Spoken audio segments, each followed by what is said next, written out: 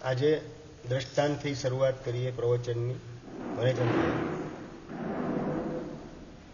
ગામમાં સંત પધારેલા છે, અત્યંત પ્રભાવશાળી અને અનેક પ્રકારની શક્તિને ધરાવનારા એવા સંત પધારેલા છે. એની પાસે ગામમાંથી એક સ્ત્રી આવે છે, પગે લાગી અને વિનંતી કરે છે કે બસ મને જીવવાનું બળ આપો. અતુલભાઈ, જીવવાનું બળ આપો.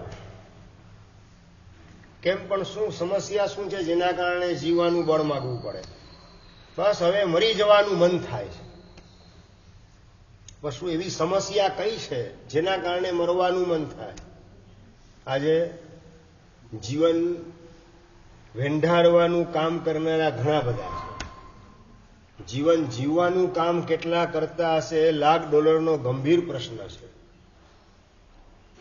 કે બેન આ જીવન વેંઢારવા જેવું કેમ? બસ સાસુ એવી મળેલી છે, ભયંકર કાળ મુખી છે, આખો દિવસ મને ટક ટક ટક કરે જ રાખે, ભૂલ મારી કાઢે જ રાખે, અને બીજા કોઈ આડોશી પાડોશી આવે ત્યારે તો શું સુરાતન ચડે મારી ઉપર, ફાયરિંગ કરવામાં જરાય બાકી રાખે. હસમુખભાઈ ને સંત પૂછે છે બેન પણ એ વખતે તું પછી હવે તો જેવા સાથે તેવા થવું પડે ને, પછી હાવ પછી સાંભળી જ લઈએ. કેટલા દિવસ સાંભળવું, ક્યાં સુધી સાંભળવું, વગર વાંકે સાંભળવું, એ થોડું ચાલે. પછી લોકોની દ્રષ્ટિએ હું જ ગુનેગાર સાબિત થાઉં એટલે પછી બોલવું તો પડે જ ને બધું. ત્યાં બેન ચિંતા ના કરો, મારી પાસે એક સરસ મજાનું તાવીજ છે, બહુ ચમત્કારિક તાવીજ છે. તમારી તમામ સમસ્યાનું સોલ્યુશન આ તાવીજની અંદર રહેલું છે. તો મહાત્મા બસ એના માટે જ આપની પાસે આવેલી છું. બસ એ તાવીજ મને આપી દો. લો બેન આ તાવીજ. પોતાના થેલામાંથી તાવીજ કાઢીને બેનને હાથમાં આપ્યું. બેન આ તાવીજના પ્રભાવે તમારી સમસ્યા બધી સોલ્વ થઈ જશે. બેન હરખાતા હરખાતા અહીંયાથી દોટ મૂકે છે, બૂમ પાડે છે, ઉભા 1 મિનિટ ઉભા રહો. શું પણ? અરે તાવીજનો ઉપયોગ કરવાની વિધિ સહિત સમજી લો નીતેશભાઈ. એ તાવીજ તો ગળે બાંધવાનું ને? ના, ગળે નથી બાંધવાનું. આ થોડી એની વિધિ જુદી છે. તાવીજ છે ને મોઢામાં રાખવાનું. ગણેશનભાઈ, મોઢામાં રાખવાનું. ક્યારે રાખવાનું? બસ સાસુ જયારે ફાયરિંગ કરે ત્યારે આ તાવીજ મોઢામાં રાખવાનું. વિનીતભાઈ, બધા પ્રોબ્લેમ તમારા સોલ્વ થઈ જશે. અને પેલા બેન અઠવાડિયા પછી આવે છે સંત પાસે. ખરેખર આપનો ઉપકાર કદાપી નહીં ભૂલું, પણ સમાચાર મળેલા છે કે આવતીકાલે આપ અહીંથી વિદાય લો છો, ગામને છોડો છો. સંત કે ભાઈ સાધુ તો ચલતા ભલા, સાધુ તો વિચરતા હોય.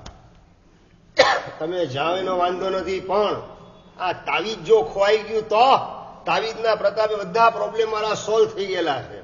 એટલે તાવીજ બીજું એક એક્સ્ટ્રા તાવીજ હોય ને તમારી પાસે મને આપી દો, જેના કારણે આ તાવીજ ખોવાઈ જાય તો બીજા તાવીજનો ઉપયોગ કરી શકું અને ઘરની અંદર પરમ શાંતિનો અનુભવ થાય. અને પેલા સંત હતા ને શિરીષભાઈ, ખડખડાટ હસી પડ્યા કે બેન આ તાવીજ છે ત્યારે તારી પાસે? હા છે ને મારી પાસે, લઈને આવે, લઈને 24 કલાક સાથે જ રાખો જ. તાવીજ ખોલતો ખરી. તાવીજ ખોલીને જોયું તો સાવ ખાલી ખમ. તાવીજમાં અતુલભાઈ કશું નતું, કશું તાવીજમાં તો છે નહીં. તો રહસ્ય શું છે આની પાછળ? બસ બેન એ જ વાત કરું છું. આ તાવીજ છે ને, સાસુ ફાયરિંગ કરે ત્યારે મેં તને મોઢા મૂકવાની વાત કરી હતી. મનુભાઈ, મોઢામાં તાવીજ રાખ્યું છે, બોલવું હોય તો બોલી શકાય? ચિંતનભાઈ, ન બોલી શકાય. એટલે ઓટોમેટિક મૌન રાખવું પડે. અને સાસુ જયારે ફાયરિંગ કરે ને તું મૌન રાખે તો એક પક્ષી ગોળીબાર કેટલો ચાલે? ઓટોમેટિક ગોળીબાર શાંત થઈ જાય. અને સાસુ પણ થાકી જાય, બોલીને ક્યાં સુધી બોલે? બોલી બોલીને ગળું પણ દુખવા માંડે, ગળું છોલાવા માંડે, થાક લાગવા માંડે, મગજમાં તાણ આવવા માંડે, થાકી જાય. એક પક્ષીએ ક્યાં સુધી ફાયરિંગ ચાલે રાખે? એટલે આમાં કોઈ રહસ્ય નથી. રહસ્ય આ જ છે કે સાસુ જયારે તારી ઉપર ફાયરિંગ કરે ત્યારે તારે મૌનને ધારણ કરવું તો ઓટોમેટિક ઘરની અંદર શાંતિનું સર્જન થઈ જશે. સમજાય છે બરાબર રસિકભાઈ? આજે કયો દિવસ છે? મૌન એકાદશીનો દિવસ. સંસારમાં જે કોઈ પણ સમસ્યા સર્જાય છે એ બધાના મૂળમાં શું છે વનેચંદભાઈ? જીભ. જીભની પણ જીભનો દુરુપયોગ. એમ બોલો, જીભ તો મહાત્માને પણ હોય, જીભ તો આ તીર્થંકર ભગવાનને પણ હોય. જીભ એ પ્રોબ્લેમનું કારણ પણ જીભનો કરેલો દુરુપયોગ. આંધળાના તો આંધળા જ હોય ને. બસ આ મોઢામાંથી નીકળેલું એક વાક્ય, દ્રૌપદી જીભનો ઉપયોગ કરવામાં ગફલત ખાઈ ગઈ અને એના કારણે રિઝલ્ટ શું આવ્યું? દુર્યોધનના કાન અને દ્રૌપદીની જીભ બે ભેગી થવાના રિઝલ્ટ સ્વરૂપે મહાભારતનું નિર્માણ થઈ ગયું. કઈ કઈ એના કાન અને મંથરાની જીભ આવતીકાલે રામને તો ગાદી મળશે, પણ તમારા ભરતનું શું?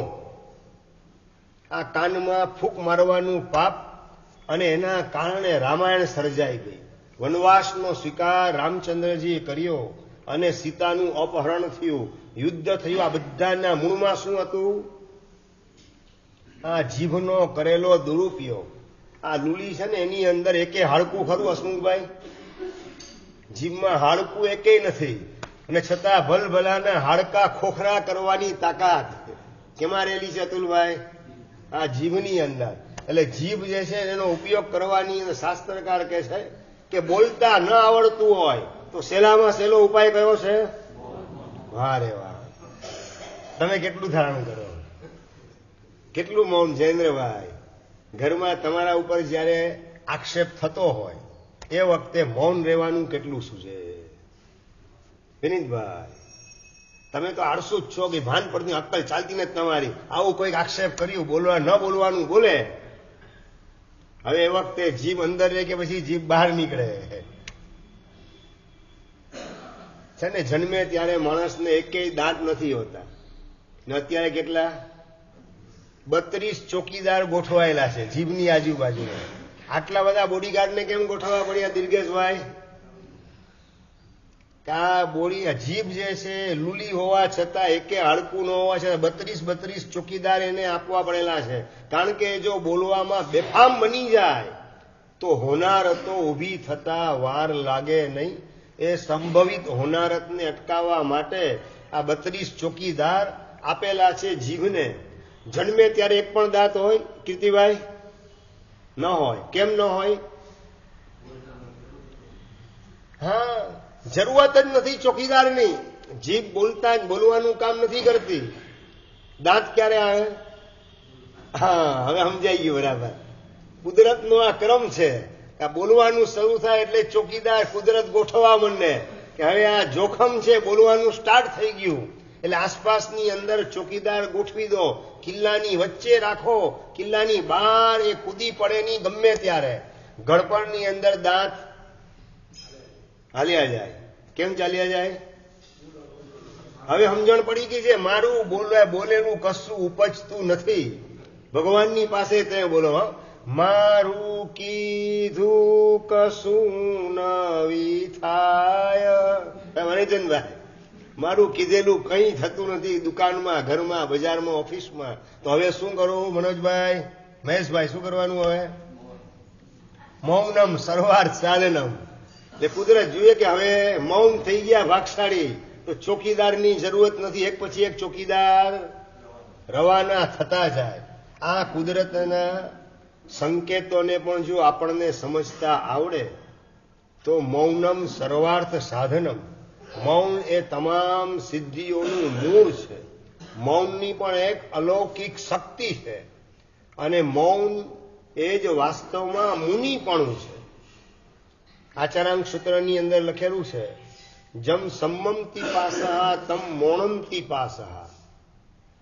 સમ્યક દર્શન એટલે કે પોતાના આત્માને પરમાત્મા તુલ્ય અનુભવવો.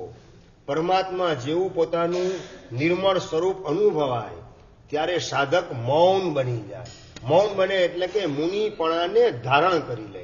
મૌનમનો મતલબ વ્યાખ્યાકાર શ્રીલંકાચાર્ય ભગવાન એમણે મૌનનો અર્થ મુનિપણું કરેલું છે.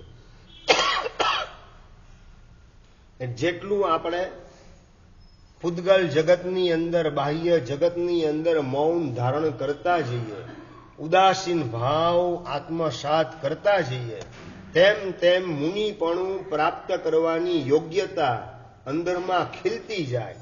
આત્માની ઉન્નતિનું કોઈ મૂળ હોય તો એ મૌન છે. અને મૌન માટે આપણે જેટલો બહારનો રસ ઓછો રાખીએ, બીજાના દોષો દેખાયા નથી, અને સંજયભાઈ તરત જ જીભ 3 ઇંચમાંથી 4 ઇંચ ને 5 ઇંચની થયા વિના રહેતી નથી.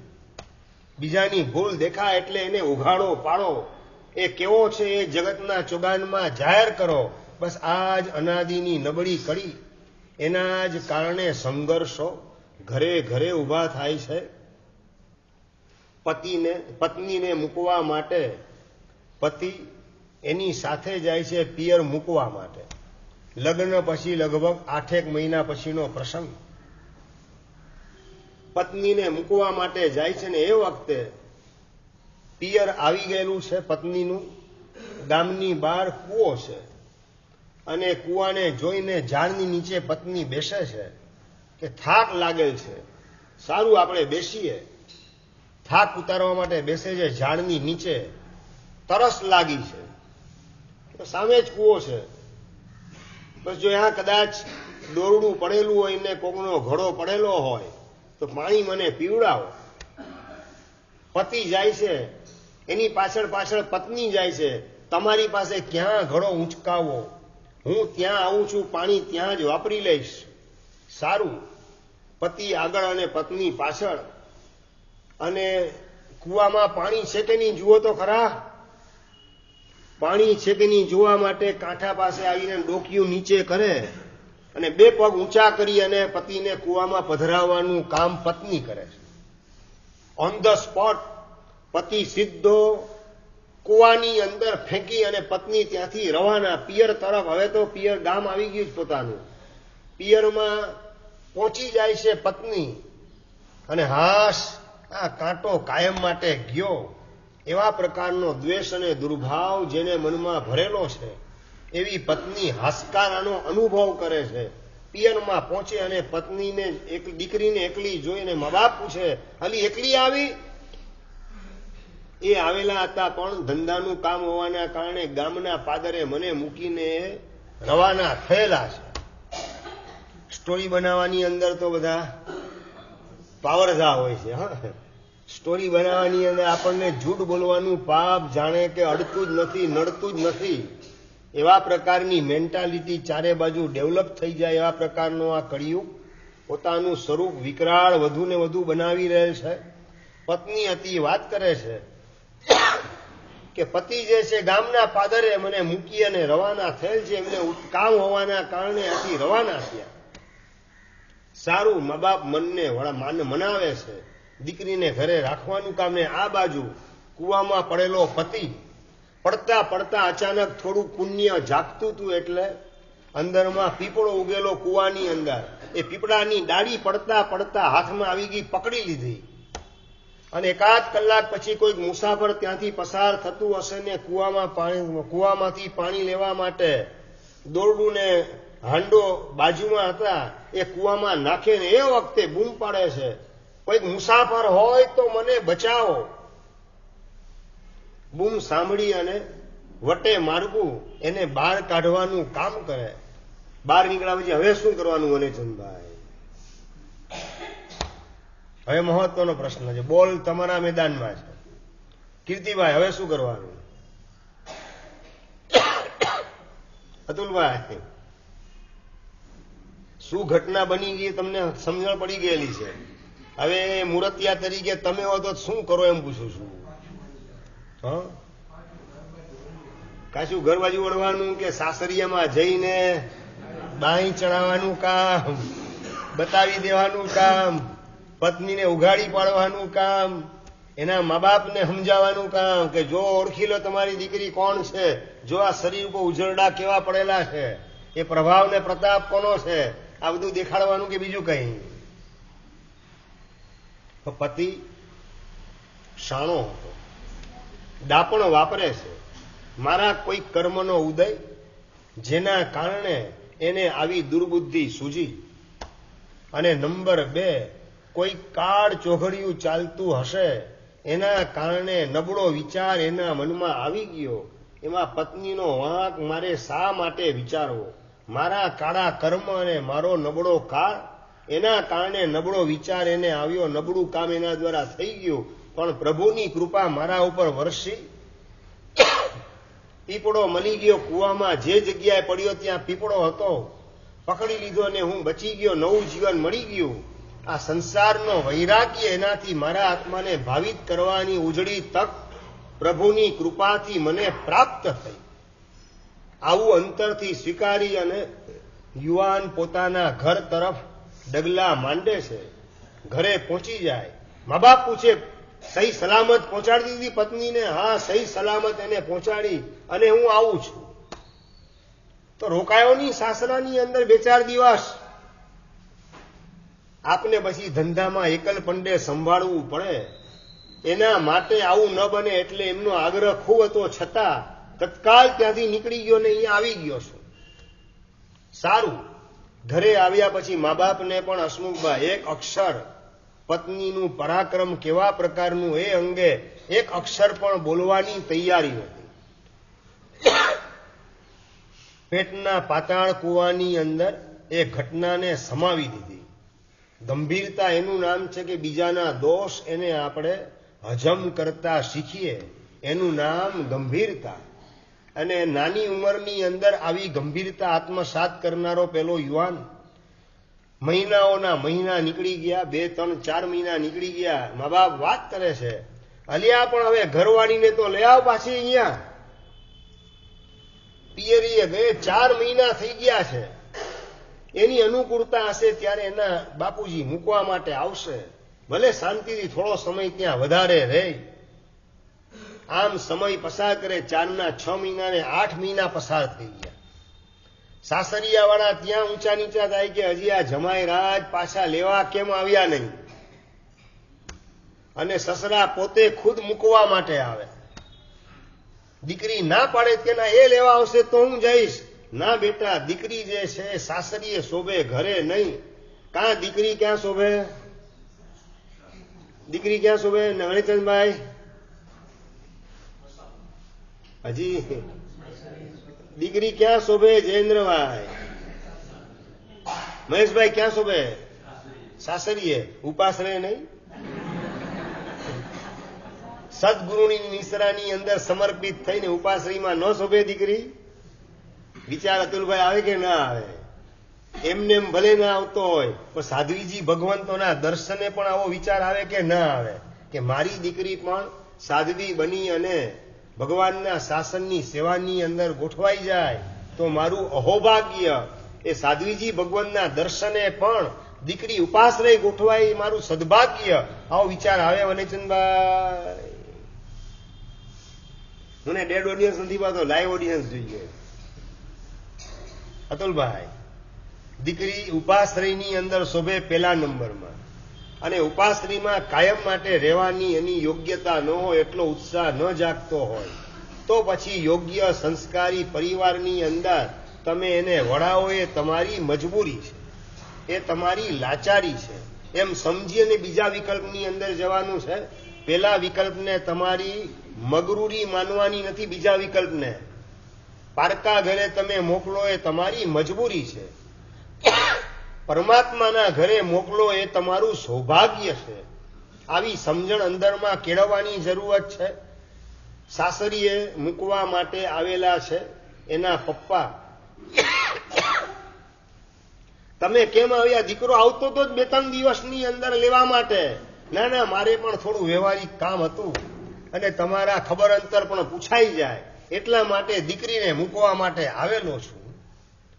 ઠાવકાઈથી વાતને વાળવાનું કામ છોકરીના મા બાપા કરી રહેલા છે. ત્યાં 1 દિવસ રોકાય અને બીજે દિવસે વિદાય લેવાનું કામ કરે છે. પાછો ઘર સંસાર શરૂ થઈ ગયેલો છે. પણ એક પણ દિવસ પતિ યાદ નથી કરાવતો પત્નીને કે તે મારી સાથે કેવું નાટક કરેલું હતું. જોને તોની ભાષામાં એ યુવાન અંજારનો હોઈ શકે કે નહીં? અતુલભાઈ, અંજારનો યુવાન હોય નીકળે આવો. હસમુખભાઈ પ્રશ્ન પૂછું છું, નીકળી શકે એમ? ભલેચંદભાઈ, તમારી છે ને આખી અંજારની નાળ તમે ઓળખો છો એટલે તમને પૂછું છું. અંજારમાં નીકળે ભાઈ આવો મૂર્તિઓ નીકળે, પાછું શાંતિથી કોઈ જાતની ઘટના બનેલી જ નથી એમ સમજી અને પોતાનો સંસાર ચલાવવાનું કામ કરે એવો મૂર્તિઓ નીકળે કે બતાવવાનું ને સંભળાવવાનું વલણ, ટોકવાનું ને ઠોકવાનું વલણ? મહેશભાઈ, કલિયુગમાં ની અંજારમાં ન નીકળે એમ બોલો? કલિયુગમાં, કલિયુગની જ વાત કરું તમને, કલિયુગનો બનેલો જ પ્રસંગ તમને કહી રહેલો છું. અને વર્ષોના વાણા વીતતા ગયા, એના ઘરે પણ દીકરો આવ્યો, દીકરો પણ પાછો ઉંમરલાયક થયો, એમના પિતાજીની અને માતાજીની વિદાય થઈ ગઈ. યુવાન હવે પિતા બનેલ છે, પિતામાંથી દાદા બનેલ છે. પોતાના દીકરાના પણ લગ્ન થઈ ગયેલા છે, દીકરાના ઘરે પણ ઘોડિયું બંધાયેલું છે. સંસ્કારી વહુ એની સંસ્કારી પાત્રની સાથે એનો પોતાના દીકરાનો સંબંધ એને જોડેલો છે. અને એ ઘટના જાણે કે બનેલી જ નથી એ રીતે સંસાર પેલો યુવાન પસાર કરી રહેલ છે. અત્યારે દાદા તરીકેની ભૂમિકાએ ગોઠવાય અને પુત્ર વધુ જે છે સમયસર એની ભક્તિ કરવાનું, પીરસવા વગેરેનું કામ, જમાડવાનું કામ વગેરે સારી રીતે સંભાળે છે. અને એની પત્ની, તારે એની વહુ બેટા એમને હું જમાડીશ, એમને જમાડવું એ મારું કર્તવ્ય છે. પોતે એની સાથે શું કરેલું છે પોતાને ખ્યાલ છે, છતાં જિંદગીની અંદર ક્યારેય પણ એક હરફ ઉચ્ચારવાનું કામ પતિએ એ બાબતમાં કરેલું નથી. એવી એની ઉત્તમતા, એવી એમની ગુણિયલ પ્રકૃતિ એને જોઈ અને પત્નીને પણ પશ્ચાતાપ થાય, અંદરમાં બળાપો થાય. ક્યાં આવા ઉત્તમ પાત્રને કુવામાં પધરાવાનું એ પાપ કર્યું, ધિક્કાર છે મારી જાતને. સામેની વ્યક્તિને પોતાની ઉત્તમતા દેખાડવાનો અવસર ક્યારે આવે? હિરેલભાઈ, સામેની વ્યક્તિને પોતાની ઉત્તમતા દેખાડવાનો અવસર ક્યારે મળે? ક્યારે? પોતાનો દોષ સમજણમાં દરેકને હોય જ છે ને. પોતાના દોષ સમજણમાં ક્યાં નથી હોતા? મેં ઘરાકને છેતર્યો, ઓલા ઉપર ગુસ્સો કર્યો, ઓલાને બદનામ કર્યો, તમે જેકિંગ કરતા એ દોષ તમને ખબર જ હોય અશોકભાઈ. ભાઈ, સામેની વ્યક્તિને પોતાની ઉત્તમતા, ખાનદાની ગુણિયલ પ્રકૃતિ, નિર્મળતા વગેરે દેખાડવાનો અવસર, મોકો ક્યારે મળે શિરીષભાઈ? તમે તમારી ઉત્તમતા દેખાડવાનું કામ કરો તો સામેની વ્યક્તિને પણ પોતાની ઉત્તમતાને ખાનદાની દેખાડવાનો અવસર પ્રાપ્ત થાય. તમે તમારી ખાનદાની દેખાડવા તૈયાર ન હો અને સામેવાળો પોતાની ખાનદાની દેખાડે, આ જ મનની અંદર વિકલ્પ ચાલતા હોય અને તમે તમારી અધમતા દેખાડે રાખો, તો સામેવાળો પોતાની ઉત્તમતા દેખાડે કે અધમતા દેખાડે? હસમુખભાઈ, આ પ્રેક્ટિકલ વિચારણા પણ આપણા મનમાં કેટલી વાર સ્પર્શે, આપણા મનમાં કેટલી વાર આ પ્રેક્ટિકલ વિચારણા ઘૂંટાય કે મારે મારી ઉત્તમતા દેખાડવી છે. રામાયણનું પ્રવચન હતું. રામાયણનું પ્રવચન સાંભળી અને પતિ ઘરે આવે છે, પત્નીને પૂછે છે સાંભળ્યું પ્રવચન? હા સાંભળ્યું. એમની પણ રામાયણના પ્રવચનમાં વાત આવી હતી કે રામચંદ્રજી જંગલમાં ગયા તો સીતાજી પણ છોટુભાઈ એની પાછળ પાછળ જંગલમાં એને કંપની આપી. હા, મેં સાંભળ્યું તું, બરાબર છે. એમની માં પ્રશ્ન પૂછું છે જોને તોની ભાષામાં, જો કદાચ મારો પાપનો ઉદય થાય અને દુકાનમાં ઘાલમેલ કરું છું, જીએસટી ની ચોરી વગેરે કરું છું ને એના કારણે મારે જેલમાં જવું પડે, તું ભેગી આવીશ કે નહીં? હિમિતભાઈ, રામાયણનું પ્રવચન એનો સારાંશ આજ કે બીજો કઈ? હા હિરેનભાઈ, પતિ વાત કરે છે પત્નીને કે જોને તોની ભાષામાં, હું જેલમાં જાઉં તો તું આવીશ કે નહીં આવે? એટલે પત્ની સીતા છે કે નહીં એનું ચેકિંગ કરવાના ભાવ તમારા મનમાં જાગે. સમીરભાઈ, હું રામ બન્યો કે નથી બન્યો, રામ બનવાના લક્ષણ મારામાં છે કે નહીં, એ રામાયણનું પ્રવચન સાંભળ્યા પછી વિચારણા કેટલી મનમાં જાગે? અમરભાઈ, બસ સામેનું પાત્ર મારો ભાઈ ભરત જેવો છે કે નહીં, લક્ષ્મણ જેવો છે કે નહીં, મારી પત્ની જે છે સીતા જેવી છે કે નહીં, મારે ત્યાં દુકાનમાં માણસ છે ને ઘર ઘાટી છે વગેરે હનુમાન જેવા છે કે નહીં, આ જ વિચારણા ચાલે કે હું રામચંદ્રજી જેવો છું કે નહીં, એ વિચારણા મગજમાં ચાલે. કીર્તિભાઈ, આપણે સામેવાળાએ શું કરવું જોઈએ એના જ વિચારની અંદર આપણી બુદ્ધિને કામે લગાડીએ છીએ. મારે શું કરવું જોઈએ, મારું શું કર્તવ્ય, એ દિશાની અંદર આપણી બુદ્ધિને, આપણી હોશિયારીને, આપણી ચતુરાઈને કામે લગાડવા માટે આપણે તૈયાર કેટલા? અમરભાઈ, તૈયારી કેટલી આવે? લગભગ આપણા કર્તવ્ય આપણને યાદ આવતા જ નથી અને બીજાના કર્તવ્ય ભૂલાતા નથી. દીકરાએ શું કરવું જોઈએ, દીકરીએ શું કરવું જોઈએ, ઘરવાળીએ શું કરવું જોઈએ, પુત્રવધુએ શું કરવું જોઈએ, ઘરના નોકર ચાકરે શું કરવું જોઈએ. સંજયભાઈ, આ બધું આપણને સમજણ પડે છે, પણ મારે શું કરવું જોઈએ એની સમજણ ન હોવાના કારણે સંઘર્ષો ઊભા થયા વિના રહેતા નથી. પેલો પતિ, એ પતિમાંથી સસરો બને છે અને સસરામાંથી દાદાની ભૂમિકા એ ગોઠવાય છે અને પોતાની પત્ની એ પોતાને પીરસવાનું કામ કરે. પુત્ર વધુ કે ના, બાપુજીને હું પીરસીશ, આટલા વર્ષોથી તમે જ પીરસવાનું કામ કરતા હતા, હવે હું આ લાભ લઈશ. સાસુ અને વહુની વચ્ચે મીઠો સંઘર્ષ ચાલે છે અને વહુ સસરાને જમાડવાનું કામ કરે ને એ વખતે બપોરના સમયે બારી થોડી ઉઘાડી રહી ગઈ અને તડકો આવતો હતો અને પોતાની સાડીનો પાલવ લઈ અને એના માથે ઢાંકવાનું કામ કરે છે. જરાય મારા પતિને તડકો નડે નહીં. કોણ કોણ સાડીનો પાલવ કોણ ઉચકવાનું કામ કરે છે?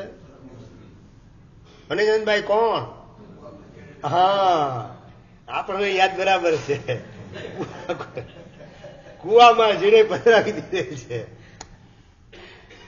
અને એ વખતે સાડીનો પાલવ આડો રાખીને તડકો આવતો અટકાવવાનું કામ કરતી પોતાની પત્નીને જોઈને સહેજ હસવું આવી ગયું, પેલાની ઘટના યાદ આવવાના કારણે.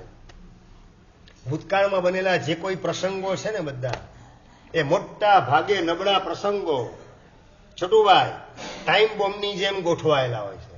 ટાઈમ બોમ્બ ખ્યાલ આવે ને અભિષેક? ટાઈમ બોમ્બ ગોઠવેલો હોય તો ત્યાંથી તમે પસાર થતા હો નિતેશભાઈ, શું થાય? Tick tick tick tick tick અવાજ આવે. હા મહેશભાઈ, ખ્યાલ આવી ગયો ને? ટાઈમ બોમ્બ પાછી પસાર થાય, tick tick tick beep beep beep અવાજ એનો ચાલુ જ હોય. જ્યાં સુધી ફૂટે નહીં ત્યાં સુધી અવાજ ચાલુ જ હોય. નહીં સમજાવું શું કહેવા માંગુ છું? રસિકભાઈ, કોઈએ તમારી યારે વિશ્વાસઘાત કર્યો, કોઈએ તમને સમાજમાં બદનામ કર્યા, ઉઘાડા પાડવાનું કામ કર્યું, આ બધી ઘટનાઓ ભૂતકાળમાં બની ગઈ. 2 વર્ષ પહેલા, 5 વર્ષ પહેલા, 10 વર્ષ પહેલા અંદર બીપ બીપ બીપ અવાજ ચાલુ છે કે બંધ છે? ચાલુ જ હોય. એટલે મતલબ શું કે ટાઈમ બોમ્બ જીવતો છે અને બીપ બીપ બીપ અવાજ ચાલુ જ હોય ટાઈમ બોમ્બનો. તો શું થાય હસમુખભાઈ? રિઝલ્ટ શું આવે? એનો ટાઈમ થાય એટલે ટાઈમ બોમ્બ ફૂટવાનો એ નિશ્ચિત.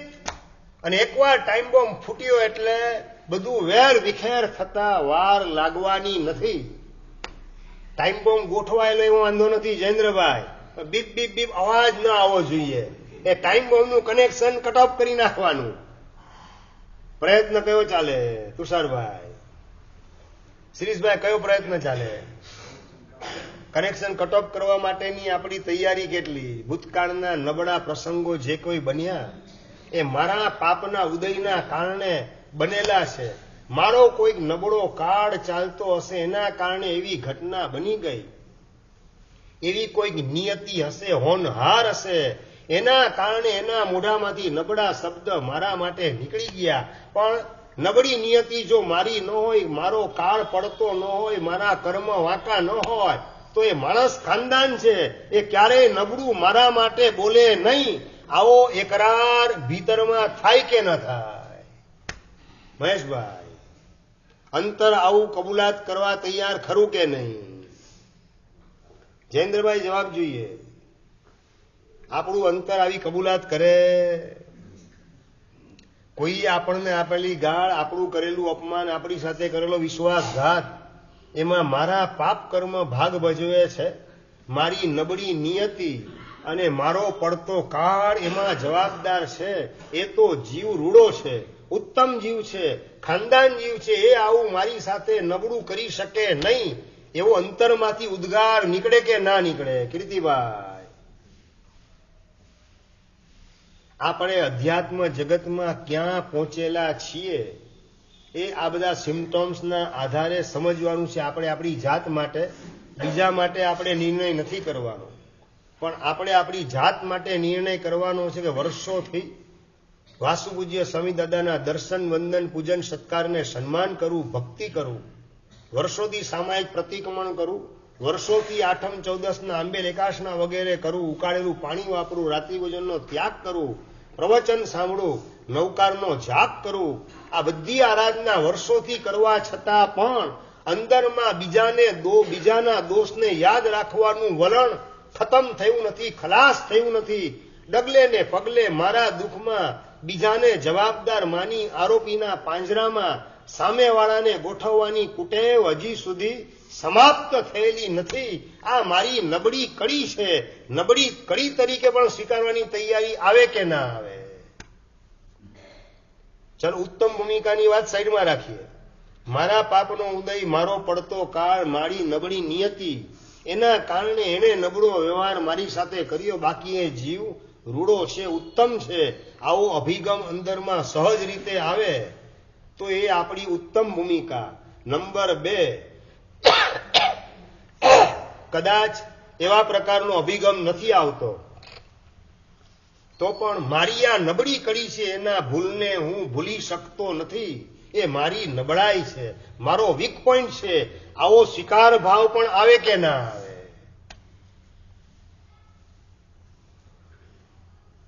આજકાલ ઉપાસના પગથિયા ચડનારા હોય એને આ પ્રશ્ન નથી પૂછાતો. વર્ષોથી ઉપાસના પગથિયા ચડનારા હોય એને પોતાની જાતને તપાસવાની છે. વર્ષોથી આટલી આરાધના કરવા છતાં પણ હજુ સુધી આ મધ્યમ ભૂમિકાએ પણ હું કેમ પહોંચેલો નથી? પહોંચવાનું હોય ઉત્તમ ભૂમિકાએ. આરોપીના પાંજરામાં કોઈને પણ ગોઠવવા નથી. એ અંદરની ઉત્તમ ભૂમિકા આ હજી સુધી કેમ મેં પ્રાપ્ત નથી કરી? આવો પ્રશ્ન જાતને ટકોરો મારીને પૂછવાની તૈયારી કેટલી આવે? કેટલી તૈયારી? ચીકુભાઈ, ઘાસલેટની બોટલ હોય ને, ફ્રીજની અંદર મૂકો તમે, 5 વર્ષ, 10 વર્ષ, 25 વર્ષ, 50 વર્ષ સુધી ફ્રીજમાં રાખો. 50 વર્ષ પછી એ ઘાસલેટની બોટલ બહાર કાઢી કોકના ઉપર છાંટો, કાંડી ચાપો, આગ લાગે કે નહીં? ભડકો થાય કે ન થાય? હસમુખભાઈ, થાય ભડકો? એમ નહીં, 50 વર્ષ ફ્રીજની અંદર રાખેલી છે ઘાસલેટની બોટલ. કેરોસીનને 50 વર્ષ ફ્રીજની અંદર રાખેલું છે અને પછી કોકના ઉપર છાંટીને કાંડી ચાપીએ તો હવે આગ કઈ રીતે લાગે? વિનીતભાઈ, હવે કેમ આગ લાગે? 50 વર્ષ ફ્રીજમાં રાખ્યો એનો કઈ મિનિંગ નહીં, એનો કઈ રિઝલ્ટ નહીં, એની કોઈ અસર નહીં. સમજાય હું શું કહેવા માંગુ છું રસિકભાઈ? 50 વર્ષ ફ્રીજની અંદર કેરોસીનની બોટલ તમે રાખો પણ ફ્રીજના નિમિત્તે ઠંડકને સ્વીકારવાની તૈયારીને, પોતાની દાહકતા એને ઓસીરાવાની તૈયારી કેરોસીન કરવા માટે રાજી નથી. માટે 50 વર્ષ શું 500 વર્ષ રાખો તો પણ જ્યાં સુધી એ કેરોસીન પોતાનો દાહક સ્વભાવ ન છોડે તો એ કોઈના ઉપર છાંટો તો ભડકો થયા વિના રહેવાનો નથી જ. વર્ષોથી ધર્મની આરાધના આપણે કરીએ છીએ. ફ્રીજમાં રાખેલ કેરોસીનની બોટલ જેવી આપણી સ્થિતિ છે કે ફ્રીજમાં ગોઠવાયેલ, ડીપ ફ્રીઝરમાં ગોઠવાયેલ પાણી જેવી આપણી સ્થિતિ? પાણી સમજીએ? ડીપ ફ્રીઝરમાં પાણી હોય શું થાય ચીકુભાઈ?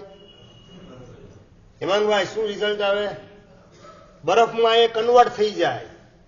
અને ઘાસલેટ રાખેલો હોય તો ઘાસલેટના જ ફોર્મમાં રહે. દાહક સ્વભાવ પોતાનો છોડે નહીં અને જેના ઉપર છાંટો ને કાંડી ચાપો ભડકો થયા વિના રહે નહીં.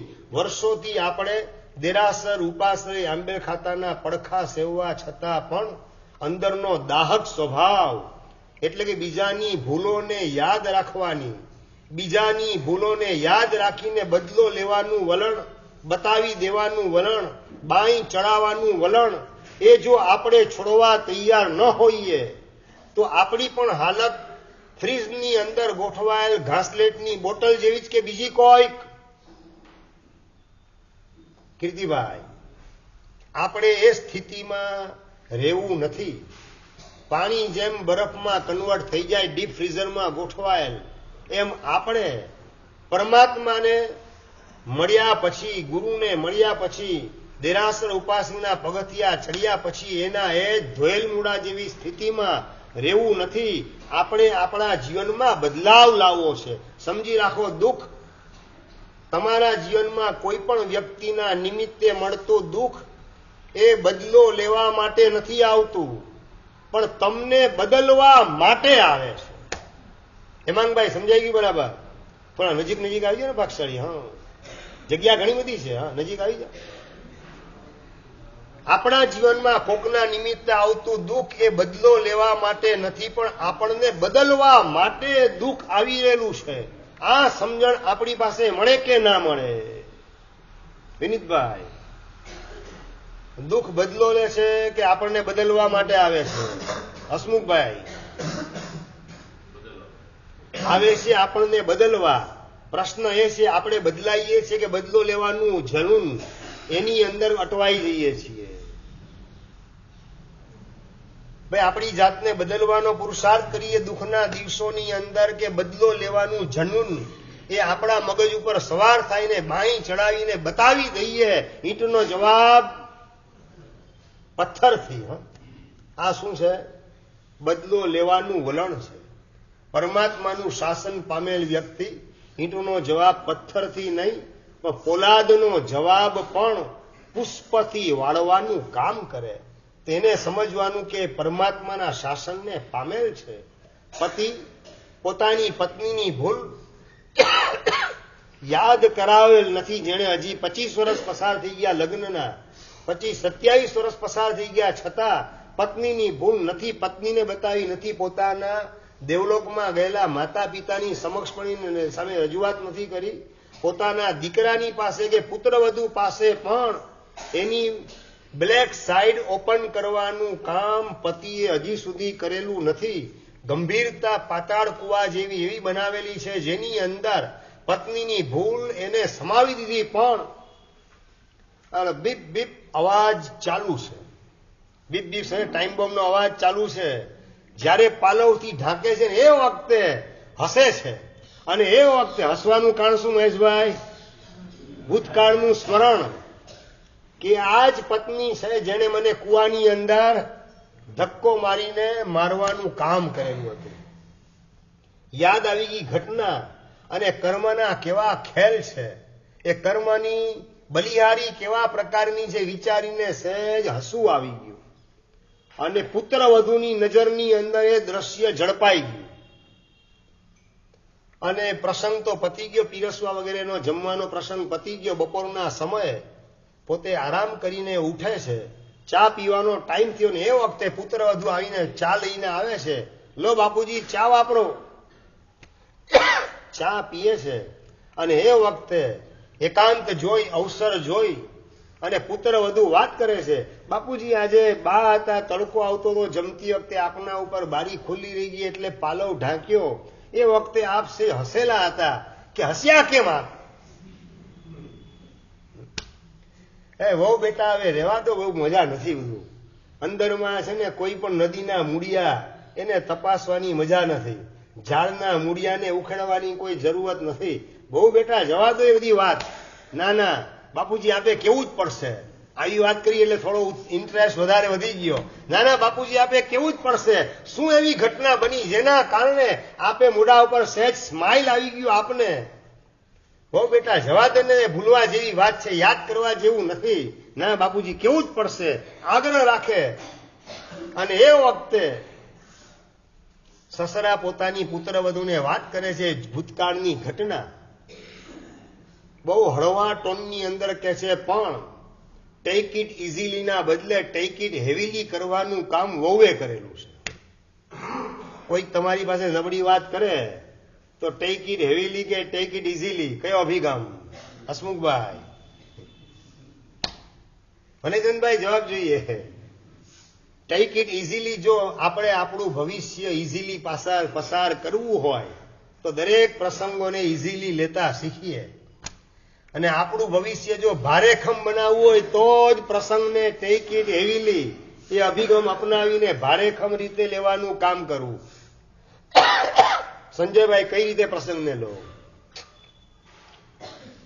નબળા પ્રસંગને કઈ રીતે મનમાં લો? કોઈએ ગાળ આપી, શું કરવાનું હવે? ચાલો, પ્રસંગ બની ગયો અમરભાઈ, હવે શું કરશો? ગાળ અપાઈ ગઈ છે, હવે કઈ પાછી લેવાનો પ્રશ્ન આવતો નથી. આસપાસના જેને સાંભળવાનું હતું તો સાંભળી લીધેલું છે, તમને ગાળ આપી છે હકીકત છે, હવે શું કરવાનું? પ્રશ્ન એટલો જ છે. નીતિનભાઈ, હવે શું કરવાનું? એ વખતે મનમાં વિચાર કયો ઉગે? મારું પાપ કર્મ ઉદયમાં આવીને ખરી ગયું, સારું થયું સંભાવે મારા પાપને મેં ભોગવીને રવાના કર્યું, આવો વિચાર આવે?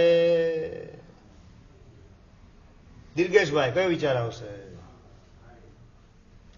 અતુલભાઈ, એ તો હકીકત છે ને, મારા પાપનો ઉદય ન હોય તો મને કોઈ ગાળ ના આપે, મારા પાપનો ઉદય ન હોય તો મારું કોઈ અપમાન ન કરે, મારી સાથે કોઈ વિશ્વાસઘાત ના કરે. આ તો ત્રિકાલબાધિત સિદ્ધાંત છે. એ પણ અંતરથી સ્વીકારેલ છે કે નથી સ્વીકારેલ? રસિકભાઈ, નહીં? પતી ગયું. ટાયરમાંથી હવા નીકળી જાય આપણી, પછી ગાડી આગળ ચાલે કઈ રીતે? તમારી 4 વ્હીલર હોય કે 2 વ્હીલર હોય, હવા ટાયરમાંથી નીકળી જાય તો આગળ ચાલે કઈ રીતે? મોક્ષ માર્ગે આપણી સાધનાની ગાડીને ચલાવી હોય તો ટાયરમાં હવા જોઈશે. ટાયરમાં હવા એટલે આ ત્રિકાલ અબાધિત સિદ્ધાંત આપણા મનમાં જીવતા જાગતા રાખવા, એને અનુરૂપ આપણું વલણ કેળવવું. મારા પાપનો ઉદય ન હોય તો મારું અપમાન કોઈ કરી શકે નહીં. તન કાળની અંદર એવું ન બને મેં એને છેતરેલો ન હોય તો એ મને છેતરે એવું તન કાળમાં બને નહીં. આવા બધા સિદ્ધાંતો અંતરથી સ્વીકારેલા જીવંત હોય, જાગ્રત હોય તો ટાયરમાં હવા ભરેલી કેવાશે તો સાધનાની ગાડી મોક્ષ માર્ગે તમને આગળ વધારશે. બાકી સાધનાની ગાડી હશે ખરી તમારી પાસે, પણ ટાયરમાંથી હવા નીકળી ગયેલી હશે તો તમે ત્યાંના ત્યાં જ રહેશો.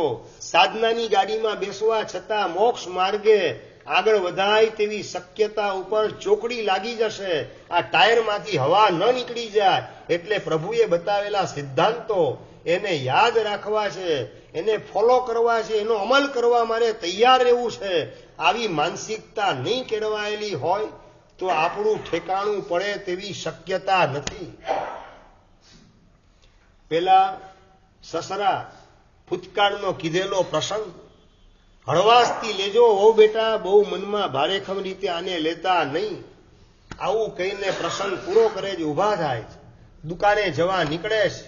પણ વહુ હતી એને ટેક ઇટ હેવીલી, ભારેખમ રીતે ઘટનાને મગજમાં લઈ લીધી. બાપરે બાપ, મારા સસરાને મારા સાસુએ કુવામાં ફેંકી દીધા, આટલી હદે આવ નિકૃષ્ટ કામ, અધમ કામ કર્યું.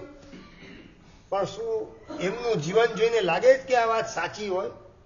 કે સસરાએ જે ઉપજાવીને કીધેલું નથી ને, પાછું આ ખોટું ટાઢાપોરના ગપ્પા નથી માર્યા ને, પાછું મનની અંદર શંકા કુશંકાનું વમળ એ નવું સર્જાય. એને થયું કે હારું આ આવું હોય નહીં, કોઈથી બને નહીં. બા એવા નથી કે આવું કરે. સસરા બોલે છે, સસરા પણ ખોટું તો બોલે નહીં, ચેક કરવા દે. અને ચેક કરવા માટે સાંજના સમયે રસોઈ કરતા રસોડામાં સાસુને વહુ ગોઠવાયેલ હતા. હે બા, તમે પેલી વખત બાપુજી આપને પિયર મૂકવા આવ્યા ત્યારે આવું કર્યું હતું? બસ પતી ગયું, ખેલ ખતમ. ભૂતકાળની એ ઘટના પેટના પાતાળ કુવામાંથી બહાર કાઢવાની નથી પતિએ, પણ પતિએ બહાર કાઢી પોતાની પુત્રવધુની સમક્ષ. એક ભૂલ થઈ ગઈ, પુત્રવધુએ ડાપણ વાપરવાની આવશ્યકતા હતી. હવે મારા પેટના પાતાળ કુવામાં સમાવી દઉં, અને ચેક કરવાની જરૂરત નથી. બધી વસ્તુ ચેક કરવાની ના હોય. ચેક કરવાની ચીજ ભલે ચેક કરો, પણ ચેક ન કરાય એવી ચીજનું ચેકિંગ કરવા ન બેસાય. આ ભૂતકાળમાં આના જીવનમાં આવું થયું, તમે આવું કરેલું હતું. આ બધું ચેકિંગ કરવાની ચીજ નથી. આપણા પેટને પાતાળ કુવા જેવું બનાવીને હવે સમાવી દઉં. હવે એમાંથી વાત બહાર કાઢવી નથી, પણ સ્ત્રી સહજ સ્વભાવ, અંદરની તુચ્છ પ્રકૃતિ, ચેકિંગ કરવાનું વલણ, સસરા પ્રત્યે શંકા કુશંકા ઉભી થયેલી મનની અંદર એનું નિવારણ કરવા માટે પુત્ર વધુ સાસુને પૂછે, હે બા તમે આવું કરેલું? ને જે ઘા લાગ્યો, આઘાત જીરવી ન શકાય એવો લાગ્યો ઘા. એને થયું કે આ ધરતી માર્ગ આપે તો સમાઈ જાઉં, હવે જીવી શકાય તેવું રહ્યું નથી. ઉઘાડી પડી ગઈ. એ પણ મારા દીકરાની પત્નીની પાસે ઉઘાડી પાડી. એ પણ મારા પતિએ આવી પાછલી ઉંમરની અંદર મને ઘા આપ્યો, વિશ્વાસઘાત કર્યો. પોતાની ભૂલ દેખાતી નથી અતુલભાઈ.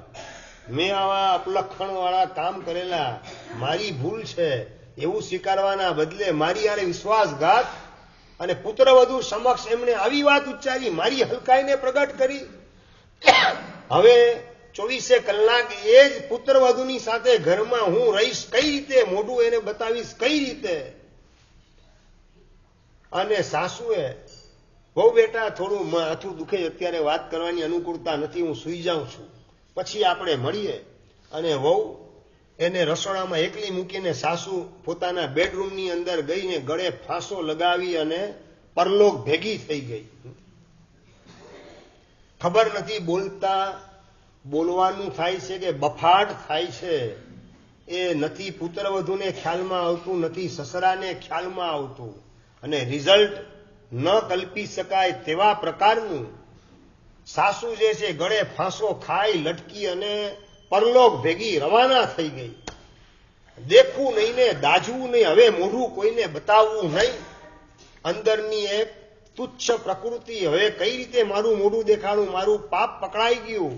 અને એ પાપનો પકડાવાનો આઘાત એ જીરવી ન શકવાના કારણે પરલોક ભેગી રવાના થઈ ગઈ સાસુ.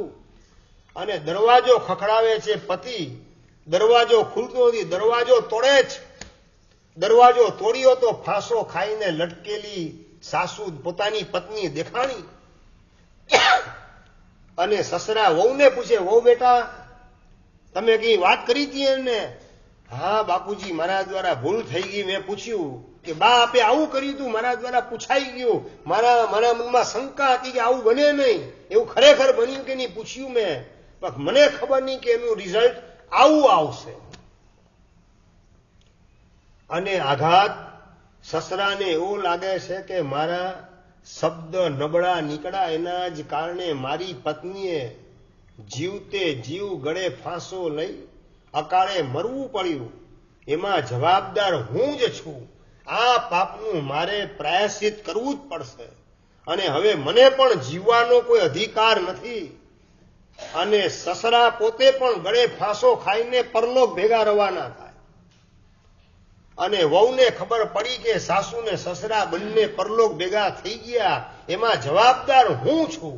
મેં કુતૂહલ કર્યું, આગ્રહ કર્યો, ના પાડવા છતાં પણ મોઢામાં આંગળા નાખીને વાત ઓકાવી અને પાછું ચેકિંગ કરવા માટે સાસુ પાસે ગઈ. અને બંનેને આઘાત લાગ્યો અને એના કારણે એ લોકોએ વિદાય લીધી. આ બંનેના મોતમાં નિમિત્ત બનનાર મને હવે જીવવાનો અધિકાર નથી. અને એક જ ઘરની અંદર 3 કલાકમાં 3ના મોત થઈ ગયા. શેના કારણે? તો કે આ જીવનો કરેલો દુરુપયોગ. જીવનો ઉપયોગ કરતી વખતે સાવધાની નથી કે શું બોલાય ને શું ન બોલાય. ન બોલવાના શબ્દ મોઢેથી નીકળી ગયા અને એના કારણે 3 કલાકમાં 3ના મોત થઈ ગયા.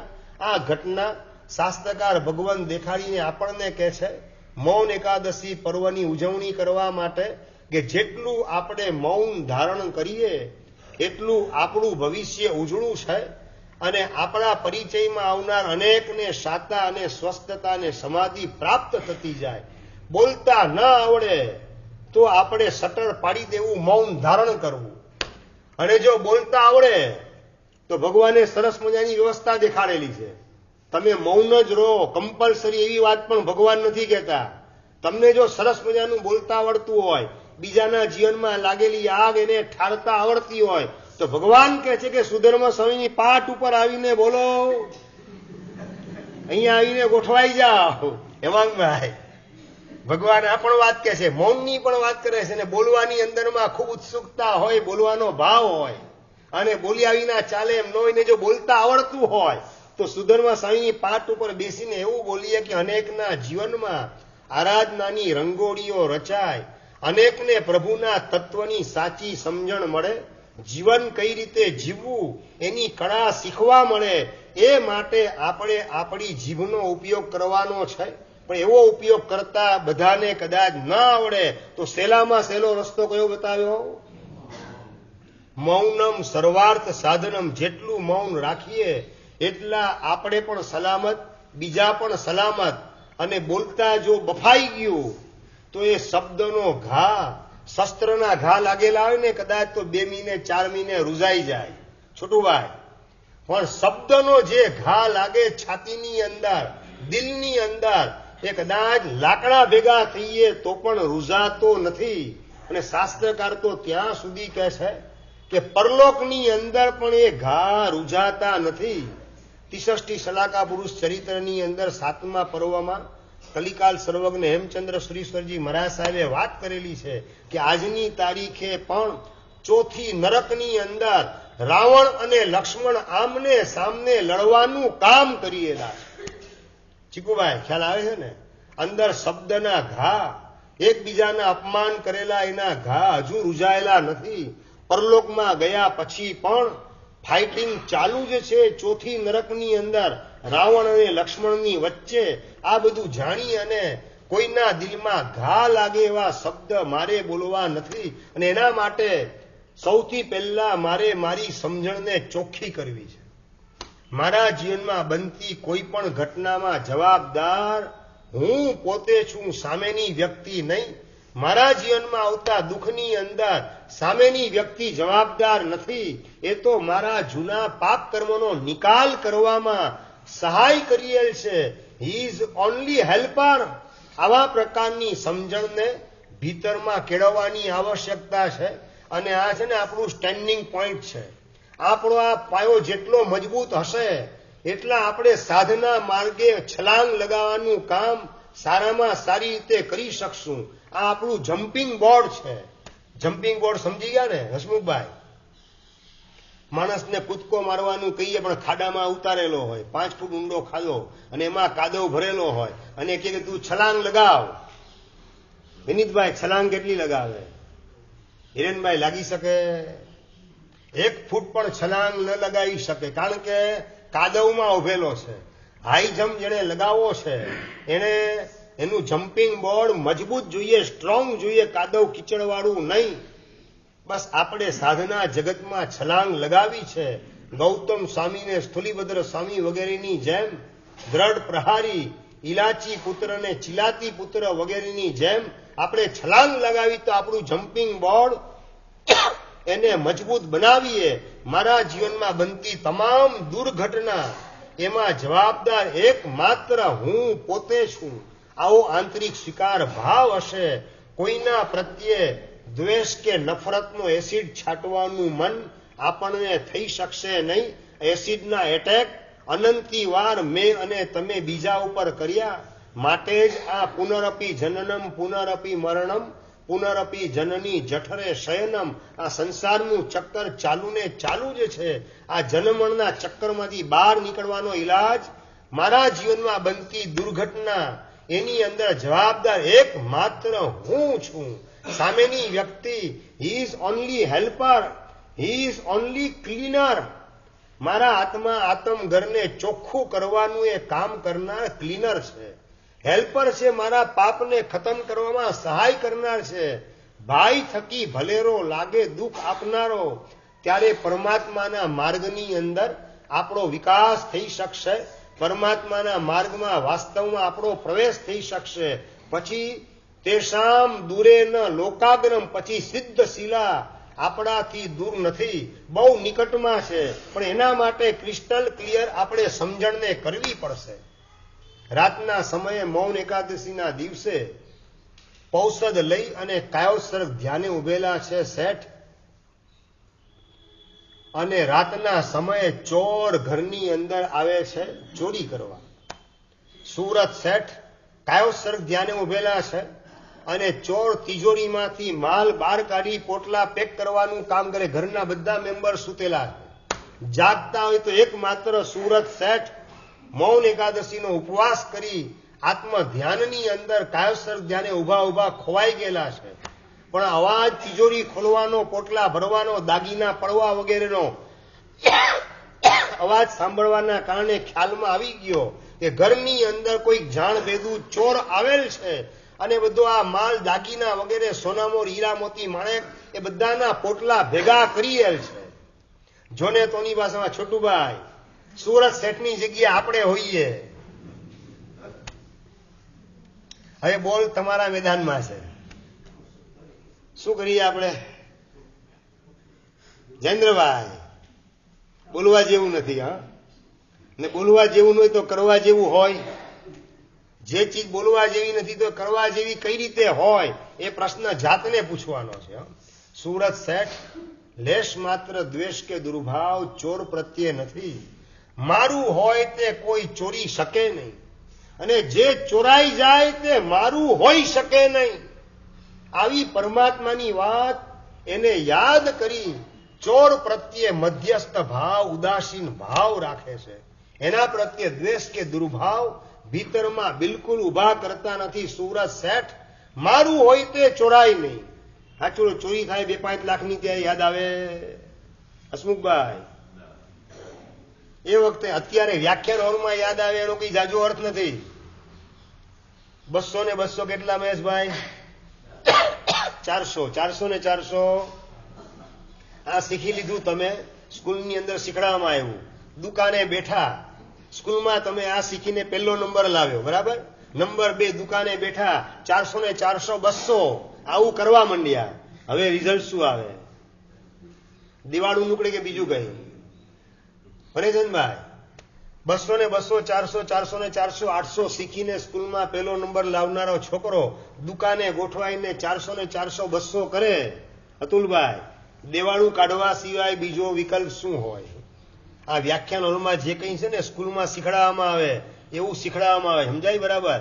200 ને 200 400, 400 ને 400 800. પણ પછી અહીંથી બહાર નીકળો એટલે ગોઠવાઈ ગયા બજારની અંદર, દુકાનની અંદર. એ 400 ને 400 800 એમ યાદ રાખવાનું. 400 ને 400 200 નહીં. એટલે કે મારા દુઃખમાં જવાબદાર એકમાત્ર હું છું, ચોર નહીં, સામેની વ્યક્તિ નહીં. મારું હોય તે ચોરાય નહીં ને ચોરાય તે મારું નહીં. એ ઘરે જયારે ચોરી થાય ત્યારે યાદ કેટલું આવે. ક્ષમતા સમાધિને ટકાવનારા સૂત્રો માત્ર સાંભળવાના નથી, મારે પણ માત્ર બોલવાના નથી, પણ આપણે સૌએ એનો હૃદયથી સ્વીકાર કરી અવસરે એનો ઉપયોગ કરવાના માધ્યમથી આપણી ક્ષમતા સમાધિને ટકાવવાની છે. સુરત શેઠ સમાધિને, ક્ષમતાને ટકાવીને કાયોસર ધ્યાનમાં ઉભેલા છે. મારું હોય તે ચોરાય નહીં ને ચોરાય તે મારું નહીં.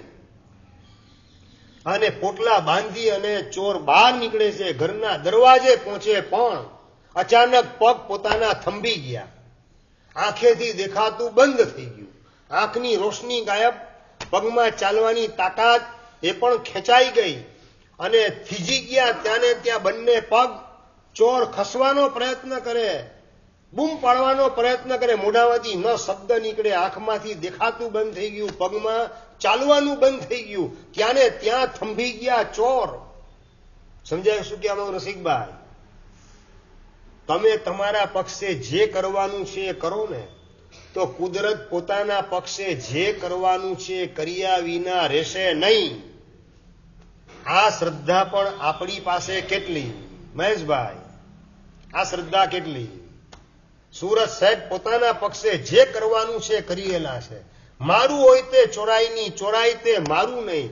અને મારા પાપ કર્મનો નિકાલ કરવાની અંદર આ સહાય કરીએલ છે. He is only helper.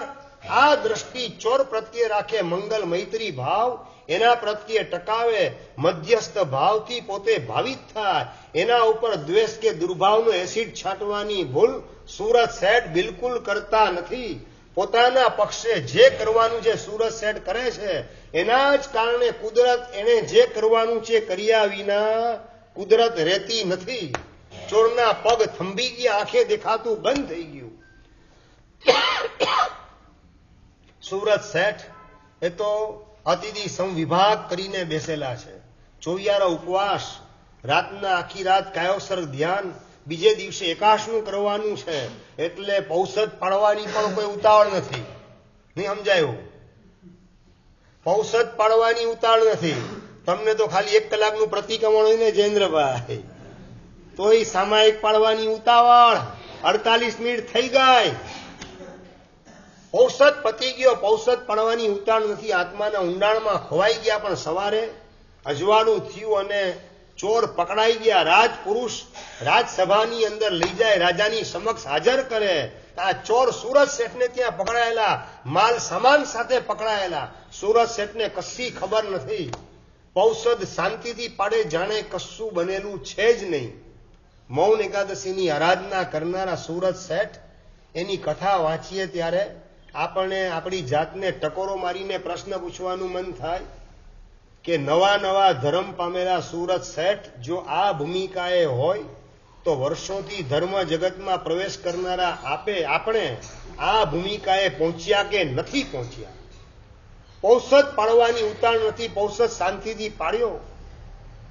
પાડી અને અતિથિ સંવિભાગ છે, પરમાત્માની પૂજા કરવા માટે જિનાલય તરફ જાય. અને એ વખતે ઘરના દીકરા વગેરે વાત કરે કે બાપુજી રાતના ચોર આવ્યા હતા અને પગ એના થંભી ગયા હતા, પકડાઈ ગયા. રાજપુરુષો લઈ ગયા રાજ દરબારની અંદર. રાજ દરબારમાં લઈ ગયા. મહેશભાઈ, આ સમાચાર મળે, અંદરમાં કયો ભાવ કયો જાગે? ચીકુભાઈ, એ વખતે ભાવ કયો જાગે? બસ પાપિયાને પાપનું ફળ મળી ગયું. બેટા એ જ લાગના હતા. આવો જ ભાવ કે બીજો ભાવ? જયેન્દ્રભાઈ, સુરત શેઠ પૂજા કરવા માટે દેરાસર જવાના બદલે ચોર પકડાઈ ગયા. સીધા ઉપડ્યા, રત્નોનો થાળ ભરી અને રાજસભા તરફ. રાજસભામાં રાજાની આગળ થાળ ધરવાનું કામ કરે. હીરા મોતી માણેકને સોનામરથી ભરેલો થાળ રાજાને ધરે છે. અને રાજા પૂછે, શેઠ તમારે તો ભગવાન તમારા ઉપર કેવી કૃપા કરેલા છે. તમે રાતના સૂઈ ગયા હોય તોય તમારા ભગવાન જાગે અને તમારું ઘર સંભાળે. અને શેઠ વાત કરે, એ તો ભગવાન ભગતના ઘર ન સંભાળે તો કોના ઘર સંભાળે? હળવાશથી વાત કરે છે. તમને આમ લાગે છોટુભાઈ ભગવાન ભગતના ઘર સંભાળે? હું સાચો ભગત થઈ જાઉં તો મારો આખો પરિવાર એને ભગવાન સંભાળશે. આવી કબૂલાત આપણું અંતર કરવા તૈયાર ખરું? હિરેનભાઈ, આપણું અંતર આવી કબૂલાત કરે? મારું ઘર, મારી દુકાન, મારો પરિવાર હું સંભાળું કે ભગવાન સંભાળે? અતુલભાઈ, કોણ સંભાળે? ભાઈ, સભાના પ્રતિનિધિ તરીકે બોલવાનું છે જયેન્દ્રભાઈ. હું સંભાળું. હા, દુકાન, ઘર, પરિવાર હું સંભાળું. ભગવાન હું મારું સંભાળવાના. અંદરમાં પડેલો અહંકાર એ ભગવાનને પણ ભગવાનની આસાધના કરવામાં આપણને જોડે છે. રાજા જેવા રાજાને શ્રદ્ધા છે ને વાત કરે કે તમે તો રાતના સુતાતા, તમારું ઘર તો તમારા ભગવાન સંભાળે છે. અને ચોર બધા પકડાઈ ગયા. હવે શેઠ શેના માટે રત્નોનો થાળ ધરવા માટે તમે આવેલા છો? રાજન, એટલા માટે જ આવેલો છું કે ચોર જે પકડાયેલા છે ને રાજન, એ ચોરને આપ છોડી દો. એના માટે આ રત્નોનો થાળ ધરવા માટે આવેલ છું. પોતાને ત્યાં રાતના ચોરી કરવા માટે આવેલા હીરા મોતી માણેક ને સોનામોર, લાખો રૂપિયાને કરોડો રૂપિયાની ચોરી કરનારા ચોર એ પકડાઈ ગયા. એને છોડાવવાનો વિચાર પણ આપણા મનમાં કેટલો આવે? ચોર પકડાયા, એને છોડાવવાનો વિચાર તો નહીં. હજી એને છોડાવવા માટે રત્નોનો થાળ ધરવાની વાત કેટલામાં ભવમાં આપણા જીવનમાં શક્ય બનશે? આપણે ટકોરો મારીને આપણી જાતને આ પ્રશ્ન પૂછવાનો છે કે સુરત શેઠની ભૂમિકા એ કેટલામાં ભવે હું ગોઠવાઈશ? મારા ઘરે ચોરી કરવા આવનાર ચોર પકડાઈ જાય એને છોડાવવા માટે હીરા મોતી માણેકને સોનામરદી ભરેલો થાળ રાજાને ધરી અને ચોરને હું છોડાવી દઉં. ચોરનું આત્મા તરીકેનું સ્વરૂપ એનું સન્માન કરવું છે, એને પરમાત્મા બનવાના માર્ગે મારે ગોઠવવો છે, એના માટે છોડાવી દઉં. આવો વિચાર આપણા અંતરને સ્પર્શી જાય અને એનું ઇમ્પ્લિમેન્ટ થાય, એનો પ્રયોગ થાય અને થાળ ભરીને રાજાને ધરીએ એવું સૌભાગ્ય કેટલામાં ભવે આપણા ભવની અંદર આપણા જીવનમાં આવશે. 5 ભવ પછી આ ભૂમિકાએ પહોંચવાના ધનેશભાઈ, 10 ભવ પછી આપણી આ ભૂમિકા હશે ખરી? બહુ ગંભીરતાથી આપણે આપણી જાતને પ્રશ્ન પૂછવાનો છે. અને ચોરને છોડવાનું કામ રાજા કરે છે અને શેઠ રાજીના રેડ થાય. હવે ચોર રહી કે સાવકાર થઈ જાય? હસુભાઈ એટલે સમજી ગયા. ચોરને સાવકાર બનાવો એ તમારા હાથની વાત છે એવું લાગે? તમે તમારી ઉત્તમતા દેખાડો તો ચોરને તમે સાવકાર બનાવી શકો. અને ચોર શેઠે પોતાને છોડાવ્યા એ જાણી પગમાં પડીને ધ્રુસકે રડીને માફી માંગે, શેઠ તમે તો મારા માટે સાક્ષાત ભગવાન છો, ભગવાન. અને ભગવાન બનવાના માર્ગે ચોર ગોઠવાઈ જાય, એમાં નિમિત્ત બને છે સુરત શેઠ. આ મૌન એકાદશીની કથા સાંભળી અને આપણે કોઈ પણ વ્યક્તિ પ્રત્યે અપરાધી તરીકેનો ભાવ એને ભીતરમાં પ્રવેશ આપવો નથી. મૌનને ધારણ કરીએ અને બોલીએ ત્યારે મીઠા મધ ઝરતા મોતી ઝરતા હોય તેવા શબ્દ બોલવા દ્વારા બીજાને સાતા સમાધિને સ્વસ્થતા આપીએ. એ જ મંગલ કામના. જીનાગ્નવિદ કહેવાતો મિચ્છામિ દુક્કડમ.